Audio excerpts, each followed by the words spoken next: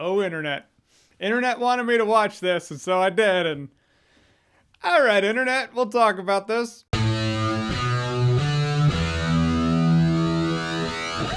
Tiger King. So Tiger King is a miniseries on Netflix, and I didn't know anything about this. I had no idea what I was getting into. I didn't know the story. I know a lot of people, I actually know a few people, maybe a couple people. Anyhow, they knew the story. They were like, oh yeah, I totally knew the story because it was on a podcast I listened to. I was not so educated on the subject, so I went into this not even knowing what it was. All I knew was that there were a lot of memes over the weekend. This show got memed the fuck out. It's a documentary miniseries following the subculture, if not shady world of exotic animal owners and zoos that own these tigers and breeding and selling of tigers. And it being this subculture, this little pocket of people, everyone knows everybody, but when they hook you in with this dude, you can't help but just chuckle, you know?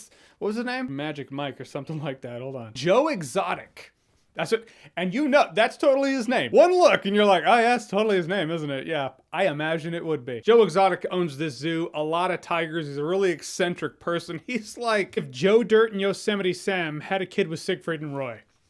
Yeah. And yeah, the tagline of the show, it just says it all. Murder, mayhem, and madness. It's quite a story. Actually, this dude was filming a documentary with Joe Exotic. He's at the very beginning of this series, and he was like, you gotta go to the beginning. It's a weird fucking story. No one could phrase it better. It is a weird fucking story. It's a story that it's an interesting insight into this world that I didn't know I would be so interested in peeking into, but it's also interesting among the people in this world. For a while in here, it concentrates on a feud between Joe Exotic and this animal rights activist. And she's like, well, I'm helping the animals and he's hurting animals, and Joe Exotic's like, I love the tigers, they have a good life here. It's just, so you have two sides of this feud. In the end, they're both doing the same shit. They're profiting off of the exotic animals they have for money. That's what they're doing. And it doesn't stop there. Among all the other characters in here, it's like, it's the hypocrisy, the finger pointing, the self-righteousness among these adult children. And really, the show is a cautionary tale of letting those feuds and escalation get out of control, and do not let that happen. And I think the reason myself and a lot of other people couldn't take our eyes off of this thing is because we see it all the time. You see it on Twitter. It's like, oh, this person tweeted at me, so I'll make a YouTube video about that tweet, and that person makes a YouTube video about the YouTube video. I mean, I see this shit on YouTube all the time. Maybe the logistics are different. It's not people who own zoos. Maybe they're not doing super shady things like what's going on in this show. I suppose it's because that's human nature, you know? It is a subculture. Anytime there's a subculture, you have pockets and cliques. Anytime you have cliques, you now have tribes. Anytime you have tribes, you have tribal warfare. That's just what people do. We drive it there. So I see this as a cautionary tale. It's like, don't let it get here, you know? Don't let it get out of control. At a point, you look around and you're like, no one in this show is a role model. No one is. Like, everyone's this shady character to varying degrees, but really, no one's at that point where you're like, I respect you. Well, none of the owners anyway. Some of the people, you know, like some of the bystanders, maybe they were employees, maybe they were interns, maybe they were cult followers of some sort.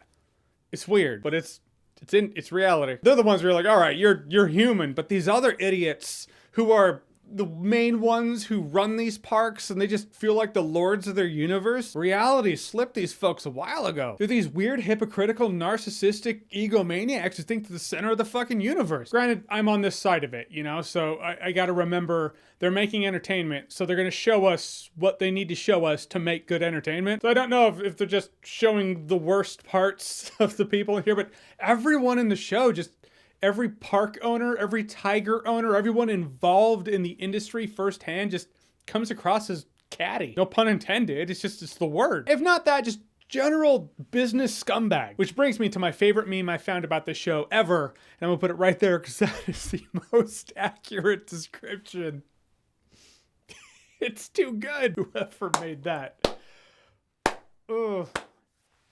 Yeah. You win the internet for this month. There have been a lot of people on the internet this month. A lot of people with a lot of time, so that's saying something. When it started ramping up in the show, when it was really getting heavy, I was like, all right, what's the angle this show's gonna pull and who's gonna be the hero because of editing? But really, the show never says, yeah, this was the good guy and that's the bad guy. It's bad decisions made by egomaniacs accompanied by other egomaniacs who helped along the bad decisions and made other bad decisions. Be careful who you go into business with. That's another lesson from here. You know, there's actually a thing that happens in here. It can't be underplayed. It's legit tragedy that strikes, and you're like, oh my god. I don't want to underplay it, and I don't want to not mention it because it's easy for, oh, the really eccentric people that are a part of this culture. It kind of eclipses that. But it was a really sad and tragic thing that happened, and it didn't need to happen. I just didn't want to not mention that. You know, interestingly enough, I want to keep this one spoiler free, but this is like light spoiler. Because, I mean, it doesn't really reach any conclusion, but there's this arc in here. It's quite a tangled web. But on one of them, it's like, oh, this really rich guy disappeared. He just disappeared. He's pronounced dead. He's gone.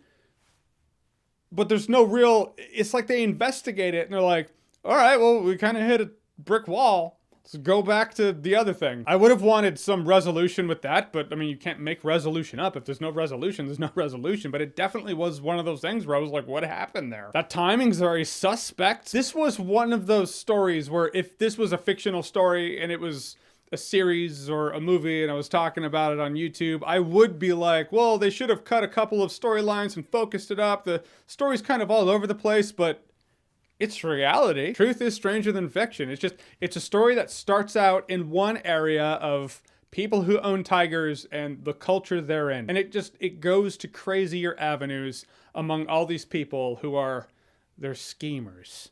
Schemers trying to control their little worlds. And in the end, you can tell the story's not done at all. There's more to tell, absolutely. All I know is it is quite the bus fire that you can't take your eyes off of. Whether you see it for the subculture it starts out on, or you see it as the cautionary tale of internet beef. By the end, it's definitely worth a watch. For the first 2 episodes, I was like, what the fuck?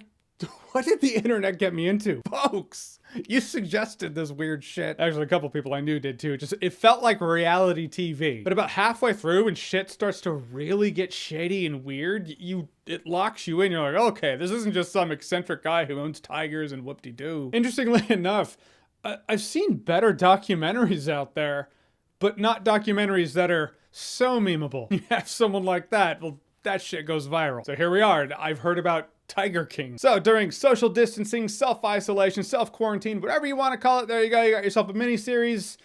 If you want to lock in and wonder why, because I said it's there. All right, so Tiger King, it's on Netflix. Have you seen it? What did you think about it? Or what's another documentary that you would suggest for me? I make no promises, but always taking orders. Whatever it is, whatever you think, comment below, let me know. And as always, if you like what you've seen here and you want to see more, click right here to see more.